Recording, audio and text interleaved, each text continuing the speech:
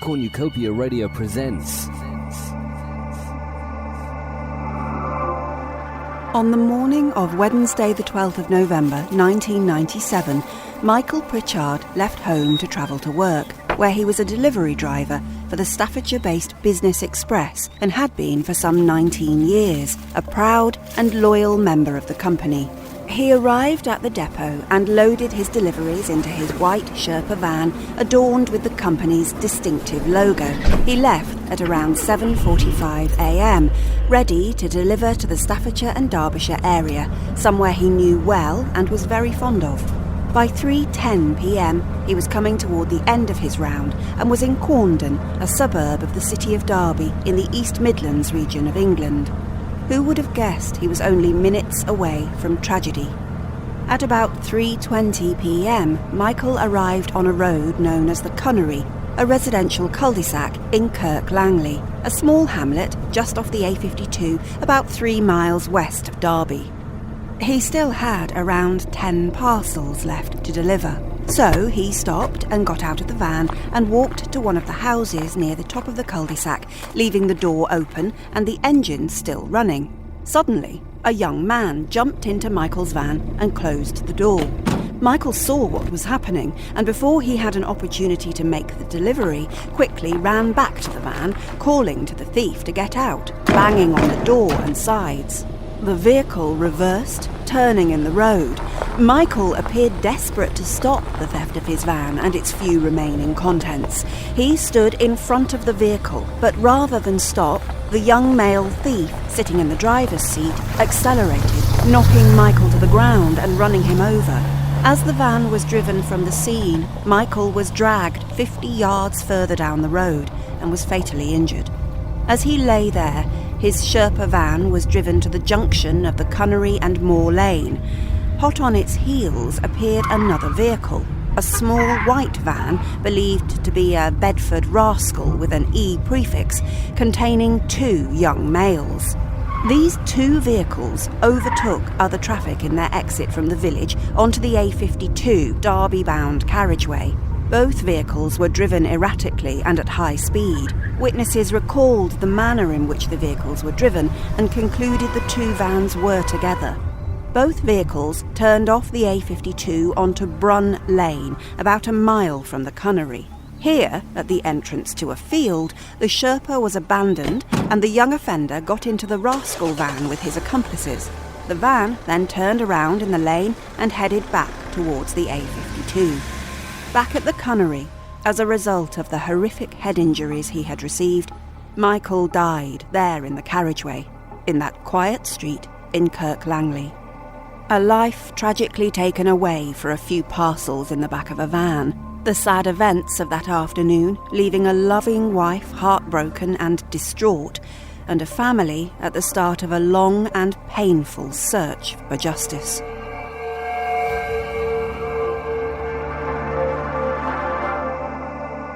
The following podcast is brought to you by True Crime Investigators UK. But who are they? John was a police officer for 30 years, working locally and nationally as a detective. Sally was also a police officer for 12 years and then retrained as a lawyer and practiced in criminal law. Now they are both retired and review cases of interest, some solved, some undetected. Throughout this series, they will discuss the cases they are reviewing and interview relevant parties, including police officers, suspects, witnesses, and experts. The next case for review is the murder of Michael Pritchard in 1997, and an appeal to the public to help catch the people responsible. Well, welcome back and thank you for listening to True Crime Investigators UK. I'm really pleased that you can spend some time with us whilst we consider and review our next case.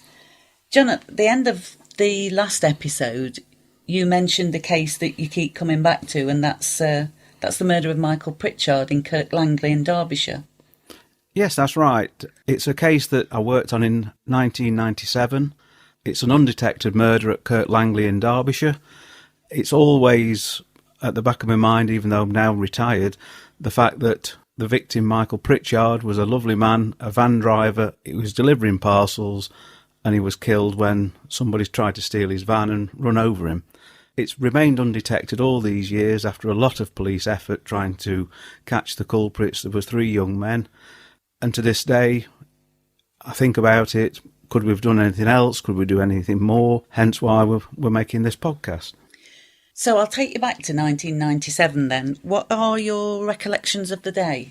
On that particular day, I was working a 2-10 shift in the CID. We'd respond to all incidents. Obviously, the more serious the crimes we prioritise.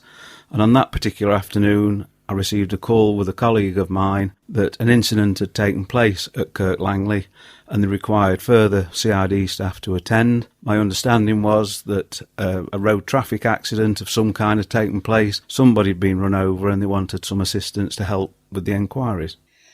And what changed it from a road traffic accident to your murder investigation? As we were travelling, we were some 30 minutes away from Kirk Langley on that particular day. We get updates over the radio and it went from a traffic accident to it appeared to be a man had been deliberately run over by a van and it was now being treated as a potential murder inquiry and that we were to attend the scene as soon as possible and receive further instructions. Right, so you were en route then. What happened when you first got to the Cunnery? On arrival at the scene, there was a tent over the scene in the road, which I took to be where this incident had taken place. There was cordons on by the police, uniformed officers who had already attended the incident. Members of the public were gathering. Obviously, something serious had happened, and we then liaised with the officer in charge to see what actions we could do or take on board to help the inquiry.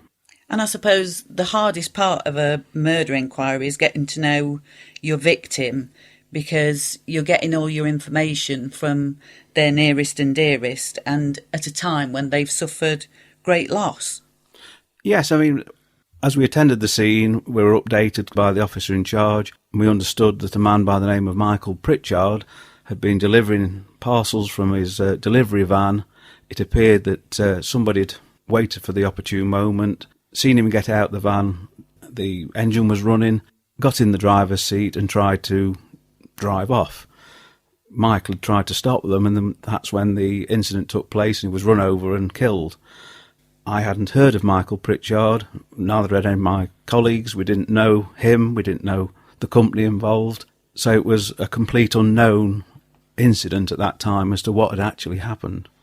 And you keep an open mind as to why he'd been run over, whether it was something personal or whether they wanted to steal the contents of the van or whether they wanted to steal the van itself.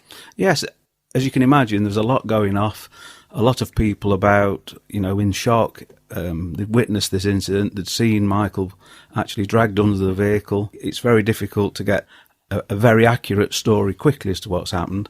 So, like all other major incidents, we treat it with an open mind, start at the beginning, get the basic facts. And as you say, we keep an open mind. Is it somebody that knew Michael? Is this an incident particularly to him? Why he was targeted? Is it an opportunist event by these 3 lads who saw what was happening and thought, we'll have that van, there may be parcels in it? There's many other scenarios, but those are the initial ones that clearly are considered to move on and start the investigation. So when you first got to the Cunnery, what was your role in the investigation? At that particular time, as I've mentioned, there's confusion. We have to collate how many witnesses had seen it, names and addresses, obtain as much information as possible before people start to disperse. In the background, there's sort of a major incident plan put into operation. More officers are called for, same purpose, collate as much as we can while it's fresh in people's minds, bearing in mind people could drive off and leave the area, leave the county even. So the quicker we obtain the initial information, the better. This was a murder or a very serious incident anyway, which would necessitate a lot of staff. In those circumstances, an incident room is formed, which is the hub of the inquiry where everything, all the information's gathered and filtered into one space.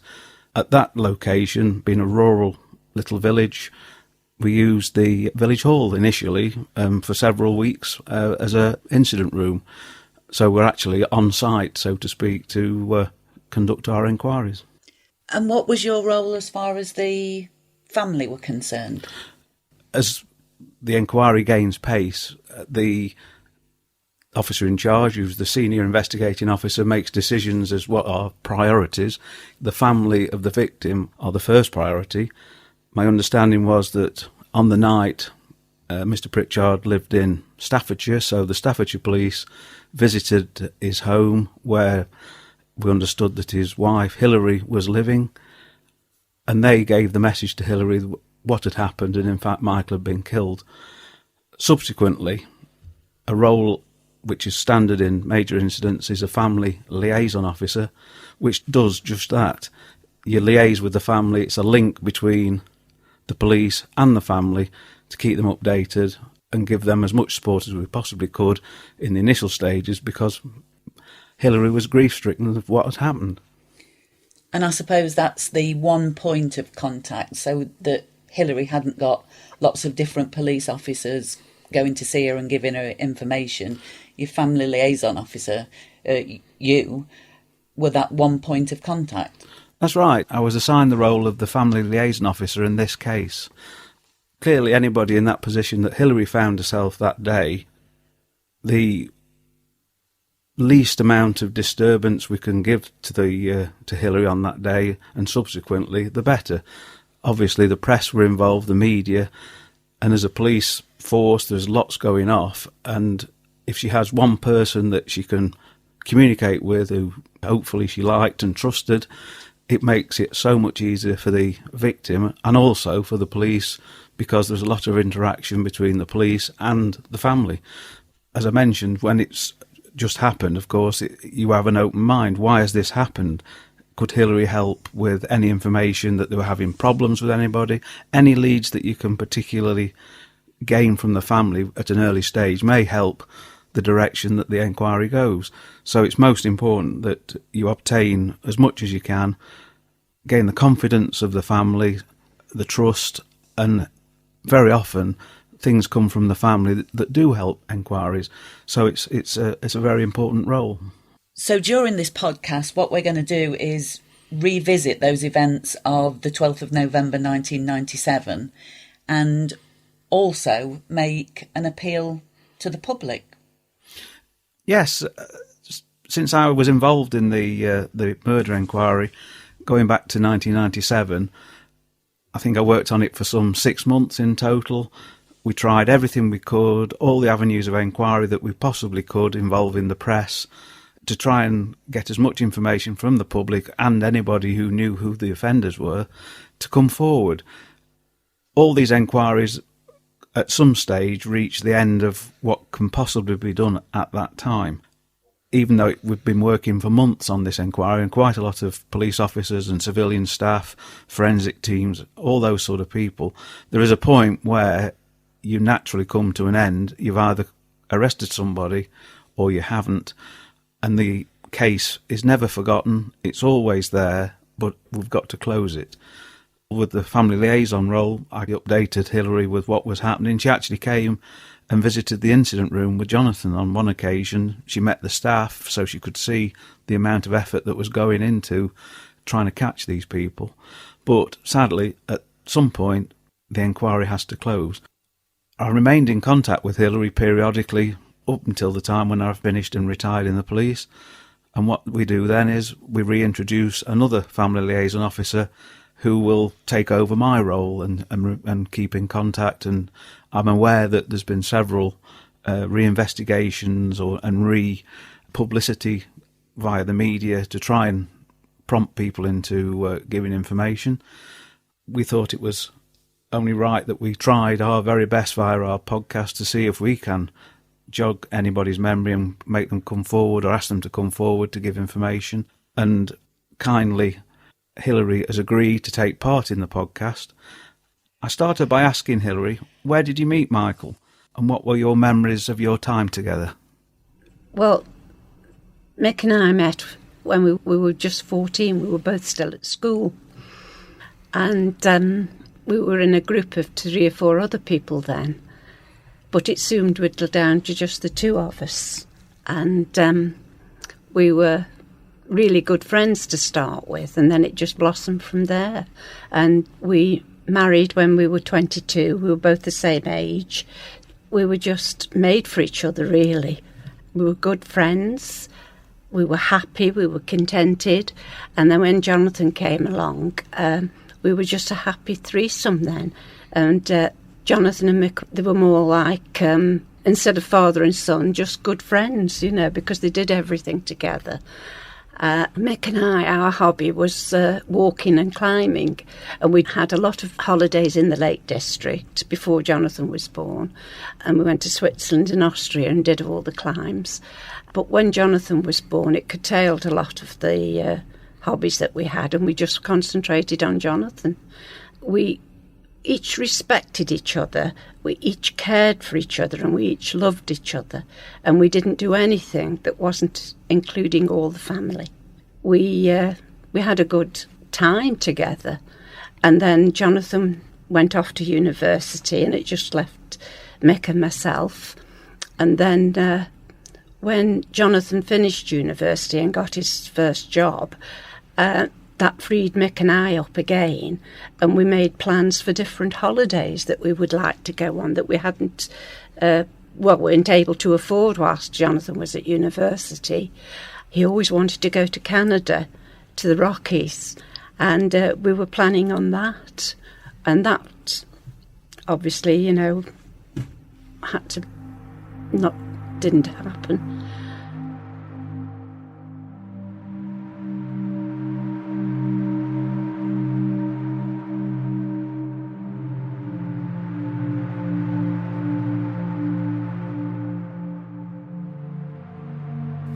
It's heartbreaking to listen to Hilary, isn't it? Yes, it is.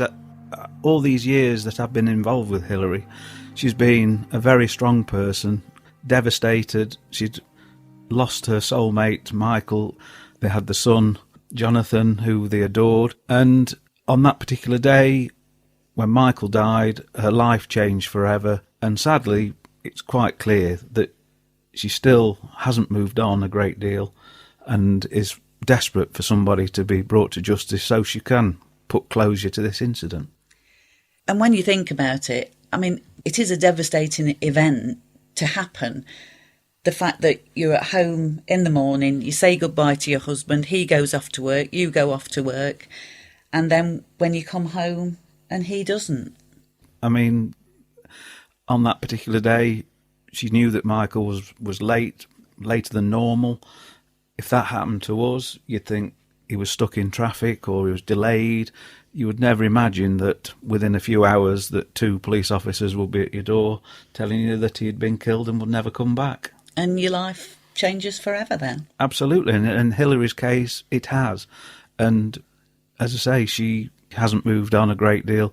It troubles her and she thinks about it most days. And all we can hope for is that we can help to bring some closure for her.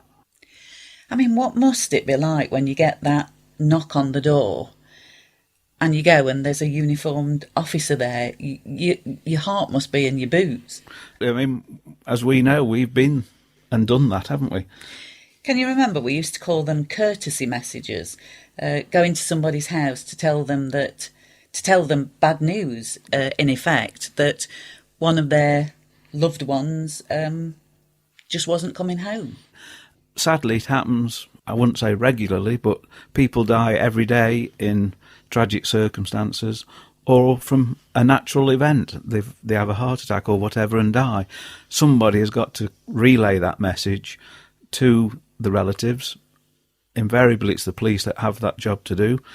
And like I say, we've been and done that many times. And it's an awful thing to go knock on somebody's door to say, your husband, in this particular case, I'm sorry, he's been killed.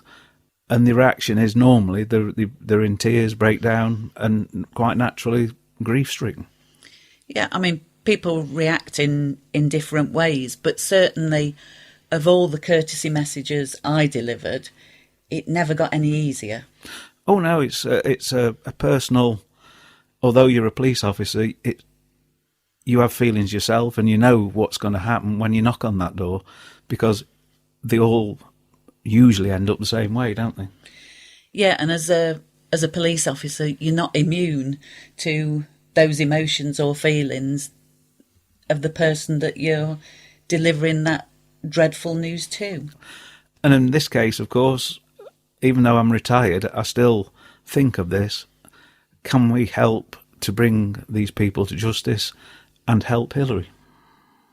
Leading up to this, when the actual day that it happened, I was in on my own. I was working full time, and I usually got home around 5:30, 6 o'clock, and Mick usually came in about the same time. But the day he was killed, Jonathan happened to ring me. He'd got a job and it had taken him to Scotland for a couple of days. So he rang me from Scotland to tell me where he was, and just said to me, "I'll ring you back." And I believe the accident with Mick happened about 3:30 in the afternoon. I didn't find out about it until about 9 o'clock in the evening. And luckily I didn't have the television on, because I understood it was on the Midland Television News, but no names were mentioned or company or anything like that. So I wouldn't have put two and two together. But when Jonathan rang me a bit later, I said, "Oh, your dad still hasn't come home." And he said, "I'll have you rung his company." So I said, "Yes, I have." And all they can assume is that he's stuck in traffic. So neither of us thought anything about it. Then when I got the knock on the door and the police came and told me, I just thought it was a heart attack he'd had, until they said, "Can we go and sit down?" And they explained, not in a lot of detail, because they were waiting for the Derby police to come.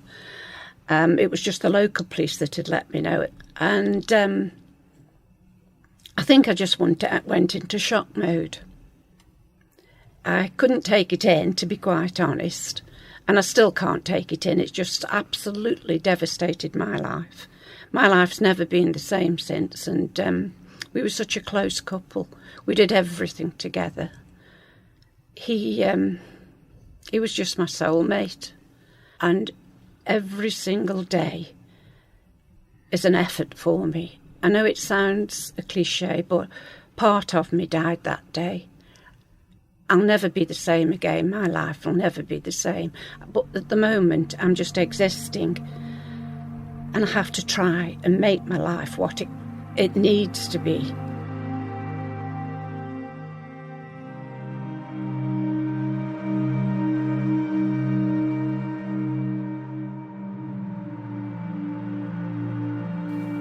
So Hilary's had the devastating news of the death of her husband, and you're already in the incident room that evening. What happened after that first day? How did matters progress? After the first day, which, as I mentioned, was gathering as much information as we could, how many witnesses, the names and addresses if we couldn't get hold of them immediately, because, as I say, the people do travel long distances. There could be visitors to Derbyshire who were witnesses, who could be from anywhere in the country.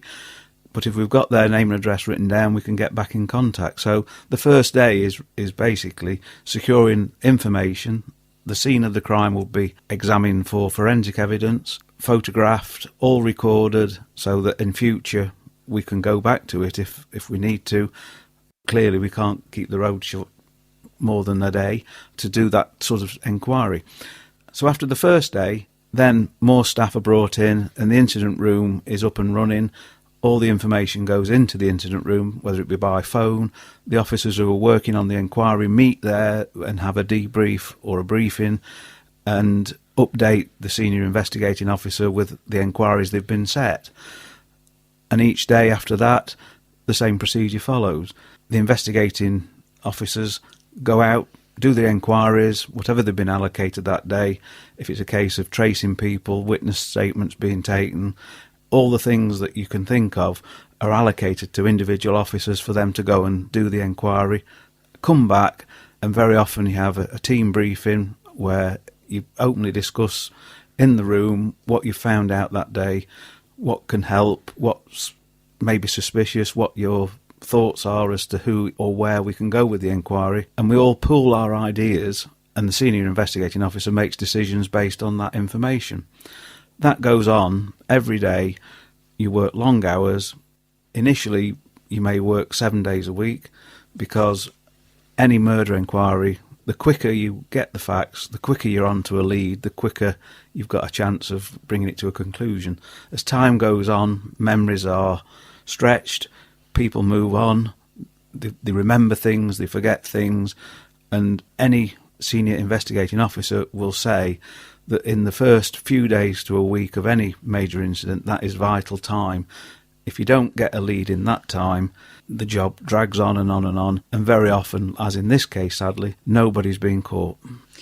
But it has been re-investigated a number of times over the last nearly 23 years, hasn't it? Any case which is closed because you can't go any further is never forgotten. It's always there, and periodically it will be reviewed. Several officers we allocated it to read through it, see where we can go with any other inquiries and breakthroughs, particularly in forensic science. At that particular time, DNA was very early on in its use for crime detection. The techniques now have gone on 100-fold from there, and what couldn't be done in 1997 may be able to be done today. And all in that time between, as advances are made, we have a look, see if we can help. So I'm thinking if we did get some information as a result of the appeal that we make to the public, there may be forensic tests that can be done even this late in the day. Yes, it's never too late to investigate anything, and if we can, as a result of our podcast, bring further information, who knows, in all those years, relationships may have broken down, friendships broken down, people who were aware of information but didn't wish to give it years ago, the circumstances change. And this podcast may just prompt somebody to come forward, and we hope it may lead to a successful conclusion. It's sad when you do work on an investigation and you don't come to any kind of conclusion or closure, because whilst as a police officer we move on to the next inquiry, the family are left with their grief and have to carry on with their lives. Yes, there comes a point where the police and everybody else has tried their best, done everything they possibly can. Nothing else can be done at that time. And as you rightly say, we then get reallocated to other inquiries. Like any police work, every day is different. You don't know what's going to come on the following morning. But you live and breathe for weeks and months that murder inquiry, as I did with Michael Pritchard's murder. And at some point, that has to stop. And we do this for a living, although you get involved with the family, you get to know them quite well. They become, I wouldn't say friends is the wrong word, but they become acquaintances that you've trying your best to help. But the point comes where we have to move on to other things, and as you rightly say, we leave them. Unfortunately, we hadn't caught anybody. Unfortunately, we couldn't give closure to Hilary. She lives on every day, grieving for Michael and not being able to give closure and move on, whereas we have. Yes, you're right. There's a point that you reach in an investigation where there's nothing more you can do and you have to move on, and you move on to your next investigation. And sadly, that's not something that the family can do. My son Jonathan has since married, and I've got 2 wonderful grandchildren. Jonathan is still very angry, and he doesn't like to talk about his dad and what happened. All he says to me is, we'll talk when they've got someone in prison and we can talk about it then. But I know that he tells his children, my grandchildren, one is 14 and the other 9, and he has got photographs of Michael around the house, so the children do know who he is, and that, which helps me to see the photographs when I go to Jonathan's house. My house is got photographs from the day I first met him, 14. And the police in Derby very kindly gave a photograph to me in a frame of the one that went out in the press. And that's a beautiful frame, and that's got pride of place in my house. And I do thank the police for that. And occasionally, I've got a video of Mick that was a family that we met in Austria, took it of us. And that's the only video I've got of Mick, because he hated his photograph taken. And he wouldn't, but he hadn't got any say in this. It was a video that was taken. So I love to play this video every now and again. And I just have to make the most of what I've got at the moment.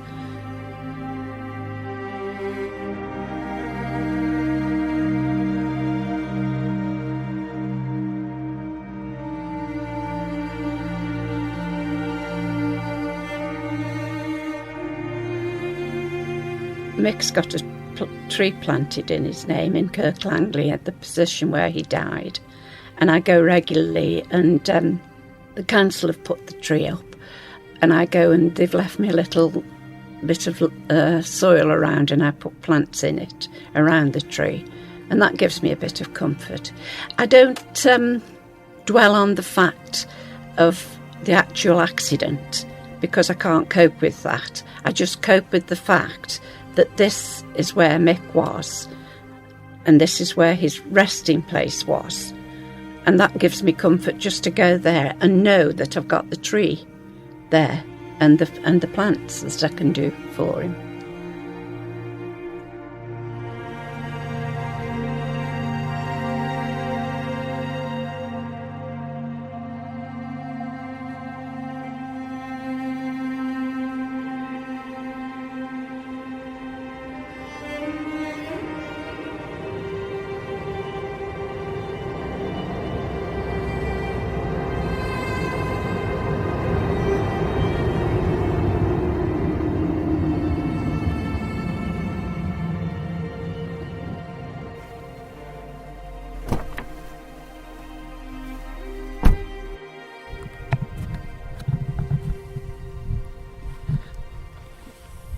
This is the Gunnery Salary at Kirk Langley, where the scene of Michael's murder took place. Have you ever been here? No, I can't say I have. It's very quiet, isn't it? There's a little cul-de-sac off the main A52, but in a small village. There's hardly anything about this morning, and there's about 30 or 40 houses, would you say? Yeah, I would think so. And the thing that strikes you about the place is how normal it is, and that's what people say, don't they? When something tragic happens, they do say to you, "Fancy that happening here," or "Things like that don't happen here." Yeah. But the truth of the matter is that things do happen on people's doorstep in what are very normal, average roads. Yes, quite. This is very secluded. If we have a walk up the road into the cul-de-sac itself at the top, Okay. I'll show you where Michael's van was parked and where he was delivering the parcels when the incident took place. It's just up here as you look into the corner of the cul-de-sac. It was up there as we're approaching it now. Yeah, so this is where his van would have been parked when he was delivering his parcel, and that's when he saw the young man, or he heard the young man get into his car and try to steal it. That's right. In fact, we're here now. It was parked somewhere where we're stood at the moment, and it was delivering to the houses just in front of us. He was there when his attention was focused on his van. He heard it obviously moving. We'll just move out the way. There's a motorbike coming, and so this is where he was stood when his attention was drawn to his vehicle being manoeuvred, and he turned round and ran to it.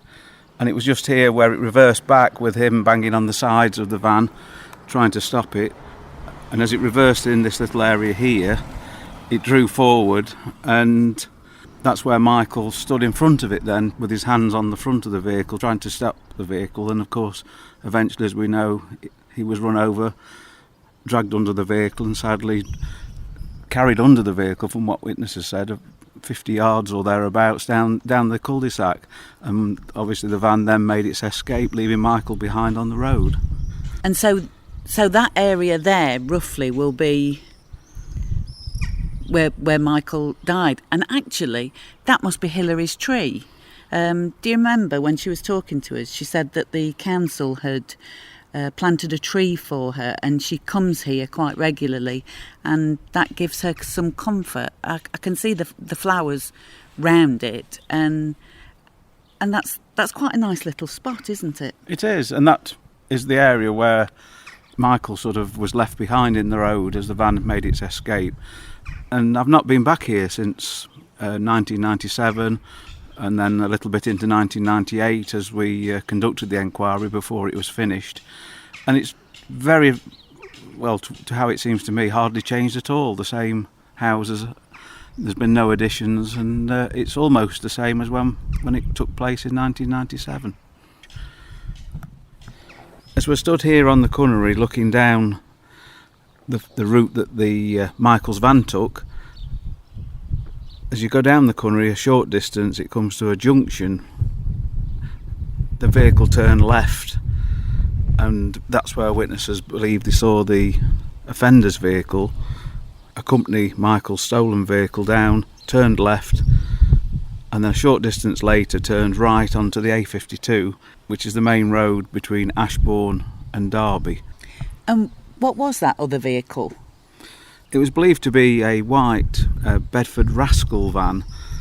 The only part of the number plate that was recognised was the E prefix. The late 90s into the early 2000s, they were quite common vehicles, the little Bedford Rascal vans. They were used by florists, people selling sandwiches or delivering to factories. They were quite a common little vehicle for small items being run around. I don't think I can remember the last time I saw one. I can't remember the last time I saw one, but going back to 1997, they were quite prolific, weren't they? Yes, they were fairly common.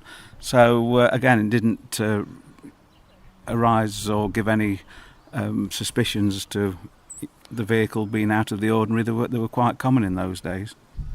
So the driver of Michael's van, what was the description of him? He was a white male, 19 to 20 years, approximately 5'9" tall, medium build. He had blonde or fair collar-length hair, and he was described by witnesses as having a baby face. And I think I'm right in saying that the witnesses from that time also gave a description of the driver of the other van, the one that's believed to be the Bedford Rascal. What was his description? The driver of the Rascal van was a white male, again approximately 19 to 20 years, slim build, and had ginger, sandy type hair. And the distinguishing feature with him is that he had a tooth missing at the top left-hand side of his jaw. Witnesses described seeing that gap in his teeth. That's got to be fairly distinctive then, hasn't it? At that time, yes, it would be. Bearing in mind those are descriptions from 1997. So really what we're asking people is to put the descriptions of those two males with the description of the van, and now we're nearly 23 years on, so they'll be in their early mid-40s, something like that? Yes, approximately. I mean, at the time they were approximate aged late teens, possibly into 20, so another 23 years on, it's early 40s, I would say. So the information that we are giving people is to put all of these aspects together from 1997, come forward nearly 23 years, and provide us with information that will then help the police to bring the perpetrators of this tragic crime to justice, and then Hilary and her family can get some closure and not forget but move on. For those of us who were around in 1997, we can recall certain milestones in history and put the time of Michael's death into context. 1997 was a time of great change in UK politics as the Conservatives, led by John Major, were defeated in the May election and the leader of the Labour Party, Tony Blair, who had never held a cabinet position, became Prime Minister. Harry Potter and the Philosopher's Stone was published on the 26th of June, the first of J.K. Rowling's successful series of 7 books about the young wizard. At the end of that month, Hong Kong was handed back to China after being leased to the British for 100 years. On the 31st of August, Diana, Princess of Wales, was killed in a car crash in the Pont de l'Alma underpass. Oasis, Elton John, the Spice Girls and Aqua were all in the charts. The Grammy Award for the Record of the Year was won by Eric Clapton's Change the World. And for one family, a change came to their world that still resonates even today. Hilary, we've met now for the first time in I think it's 15 years since I last met yourself to do with your husband's murder. I've been retired from the police 12 years. I still think about you, and if we can help to track down these people who at the time was approximately 20-year-olds, maybe now be in mid-40s, and if we can help to catch them, we will do. What's your thoughts on what we're doing? I very much appreciate what you are doing now. And it is painful for me, but I realise it's necessary. And with all my heart, I want the right people to be caught and prosecuted. And what you're doing now will bring it to a wider audience. And I very much appreciate it. The more you can do, it'll help me and it'll help the case and my son. Mick was a well-respected driver for the delivery company. I was involved in inquiries at the depot where he worked. He was just an ordinary man doing his job on that day when it all went wrong. Everybody spoke very well of him, and that's the impression I got. Is that correct? Very, very much. He was very quiet. He thought a lot but didn't speak unless it was absolutely necessary. And he hated, more than anything, injustice. If we were out walking and he saw someone that was misbehaving, say, and were doing something they shouldn't, he couldn't help but get involved and say, you know, this isn't right. So I can fully understand the way he was killed. You know, he wouldn't let them get away with anything, but he gave his life for it. And what for? They came away with nothing because the van had got no parcels in it. It was at the end of his run. They abandoned the van, so they didn't even take the van. So Mick's life was cut out in seconds. Is there anything you'd like to say to anybody who's out there who may have any information that will help? What would you like to say to them? I think about this every day, and I know that if it was someone that I knew who'd committed this crime, I'd think long and hard. The person who knows what they did and the people who know must obviously think about their own lives and the difference it's going to make to them if they're caught. But you're not thinking of Michael's family, Jonathan, my son, and me, of not having my soulmate. What do you think that is doing to me? And also for Jonathan, my son. He has had to do without his father, his best friend, without the guidance. Think of what that has done.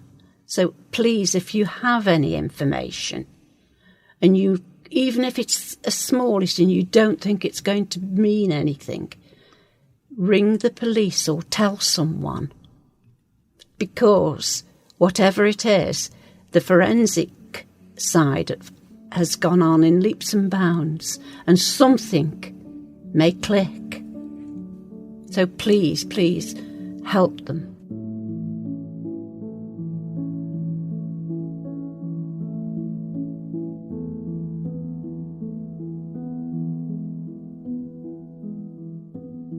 As we've said, John, it's not unusual for people to come forward and give information to the police many years after the event.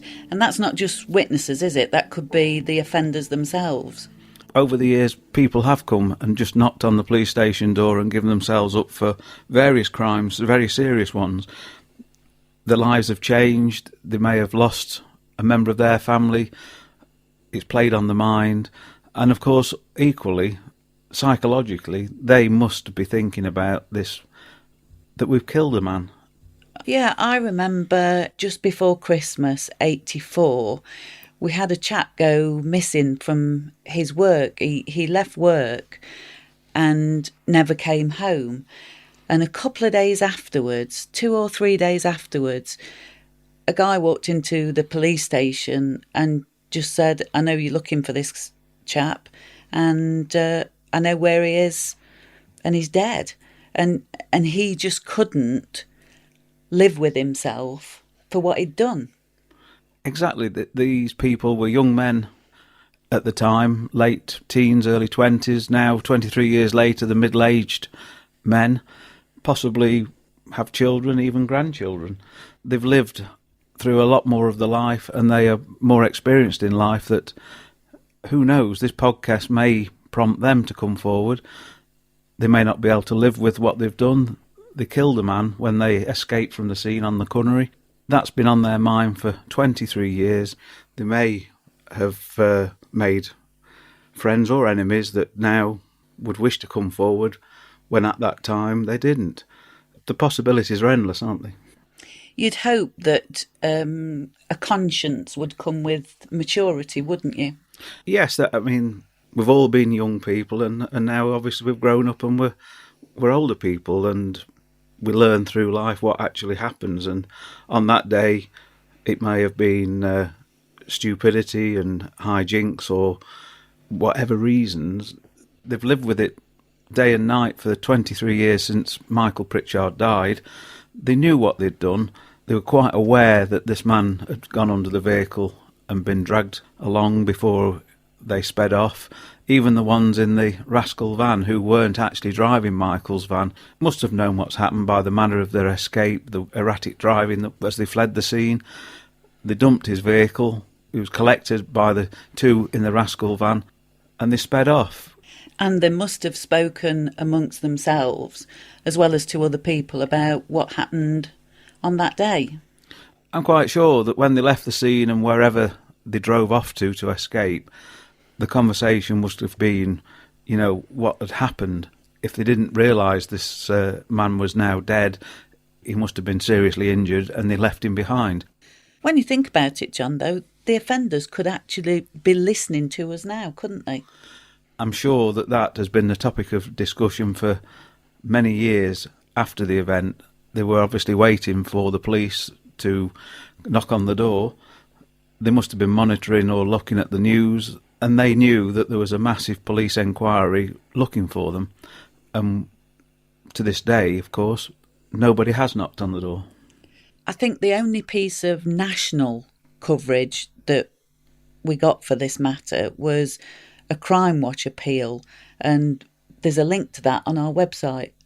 Yes, all avenues were explored in 1997, and at that time Crime Watch on the television was a prominent means of an appeal. The video that was made is archived and still can be viewed. So yes, podcasting is sort of an updated Crime Watch, isn't it? But going back to those times, if you weren't watching Crime Watch at that time, you didn't get an opportunity to be able to see it. Whereas with the podcast, you can listen anytime, any place, anywhere. Because it is a global medium, then anybody can come forward with information because they can listen to the appeal at any time.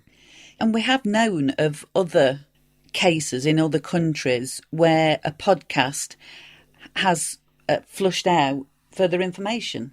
Yes, particularly in America, where true crime podcasts are very popular. The police over there have made appeals via podcast that have borne fruit, and people have been found who for many, many years like this particular case, it was remained undetected, an appeal was made, and of course people came forward, which resulted in somebody being arrested for a murder. The current officer in overall charge is Detective Chief Inspector Paul Tatlow. When I first spoke to him, my first question was, what is the current status of the inquiry? Current state of the investigation is, clearly it's been reinvestigated a few times, but as time goes on, advancements in DNA technology allow us to reinvestigate cases, look at other opportunities to recover DNA from various places. So that's what we've been doing. We've been re-looking at statements, people that have come into the inquiry at various times across the years, because it's obviously been going on a number of years now, which has thrown up some sort of interesting opportunities for us to look at possibilities going forward, really. Would it be right to say that you're hopeful that there will be some progress on the case? Yeah, I mean, you're always hopeful. You never know what's around the corner when it comes to DNA. So, we've made massive advancements from where we were when this case happened, which is going to afford us opportunities to look at perhaps people we've looked at before, but we can look at it in a different way.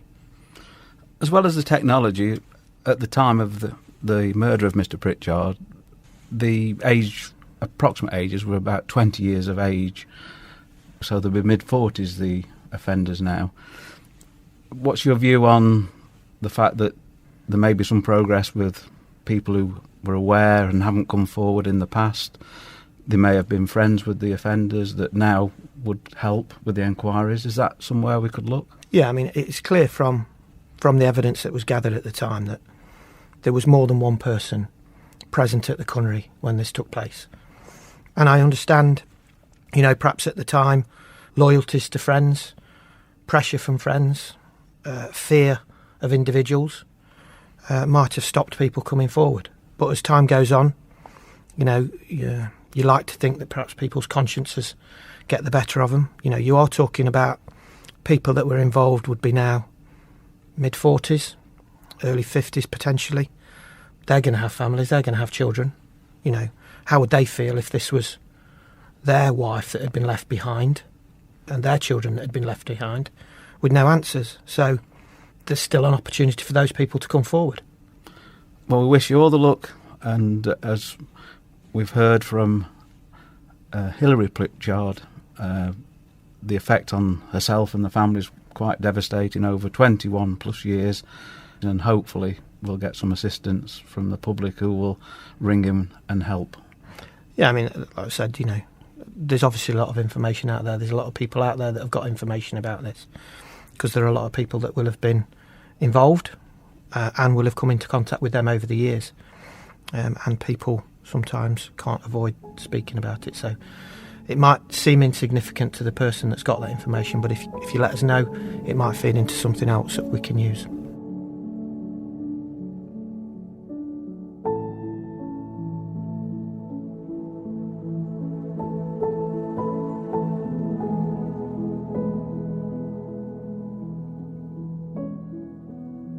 If people have information they wish to tell the police, how do they actually contact them?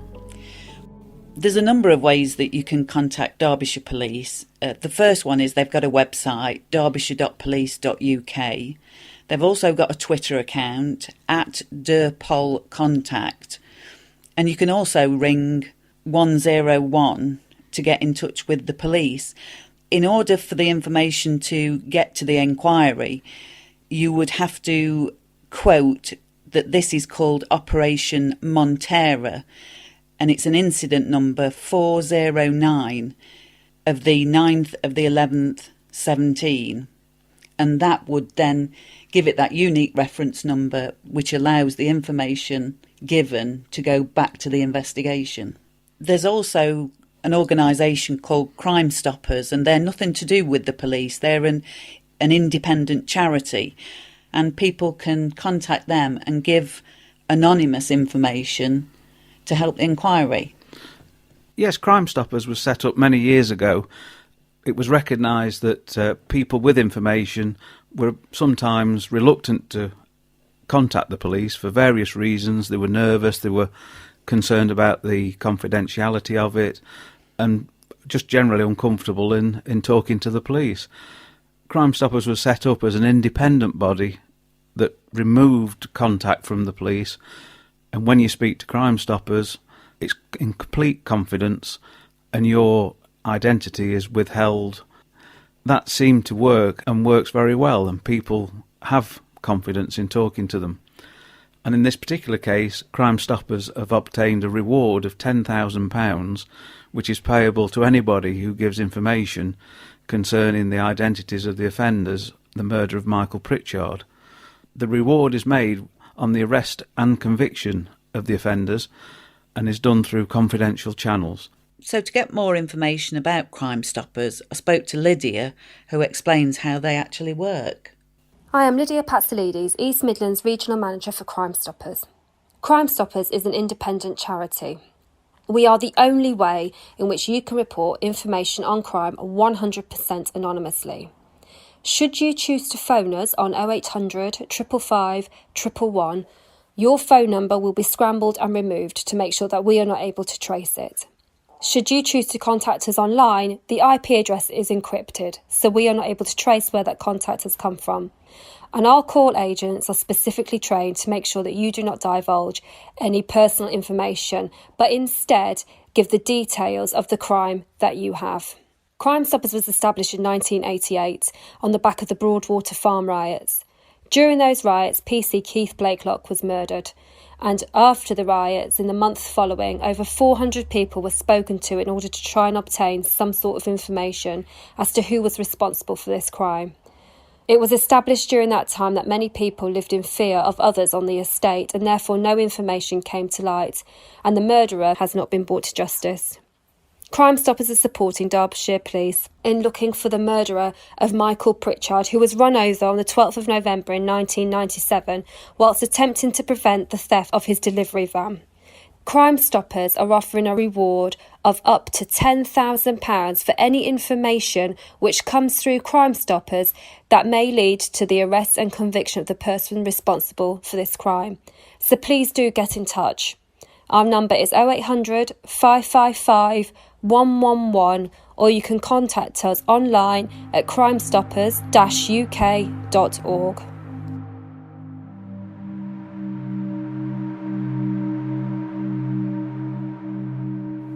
When you think about it, John, the whole reason that we came to podcasting was this one case, because it's the one case that you keep coming back to, isn't it? Yes, since 1997, a great amount of time and effort has been put in by many police officers and is still being put in to try and find the offenders of this murder. As we know, we work on murders and other serious crimes, and then when that comes to a conclusion, or unfortunately, as in this case, it has to be stopped because there's nowhere else to go, we move on. The victims' family, and in this case Hilary and Jonathan, still live that day not knowing what actually happened to Michael, and the consequences are that it has an effect on them.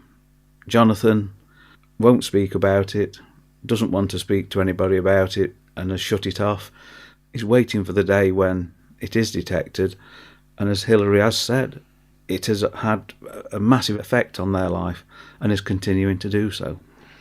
And people do deal with trauma or tragic events or grief in different ways. And that's Jonathan's way of dealing with it, and we've heard Hilary's way of dealing with it. Yes, as you said, part of her died that day. She hasn't found peace, I suppose, and moved on with her life, and is hoping that if we can detect the offence, that she will then be able to move forward with Jonathan and live the rest of their lives as best they can. And really, we've seen what other podcasts have achieved in other countries, and I really do believe that this is the medium that can be used to help such cases as this. Let's hope so. We are aware that it has worked elsewhere, and any publicity that keeps bringing it back into focus and bringing it to the forefront of people's minds, be the witnesses or the offenders who may be listening, it's another avenue that we can explore along with all the other issues, forensics and moving on with modern technology. All these things can be used and revisited, and let's hope it works on this occasion. Yeah, let's hope our efforts in making this podcast bring the information and the closure that Hilary has sought for all those years.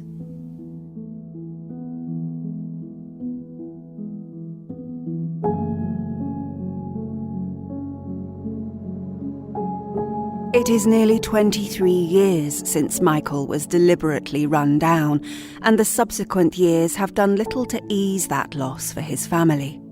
There may have been reasons why those who knew about the murder didn't come forward at the time, but situations could be different now and allegiances might have changed.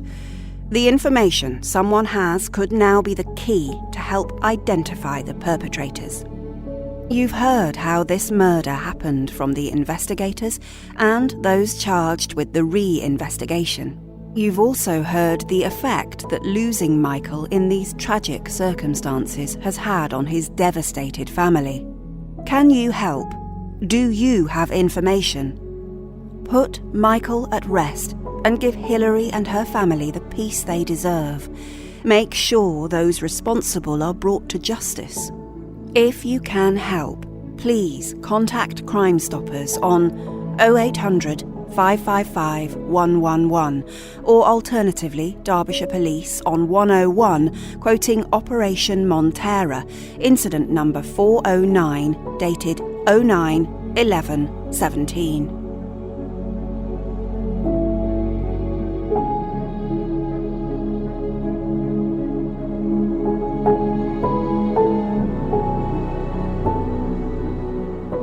Thank you for taking time to listen to the True Crime Investigators UK podcast. This show was researched, produced and presented by John and Sally.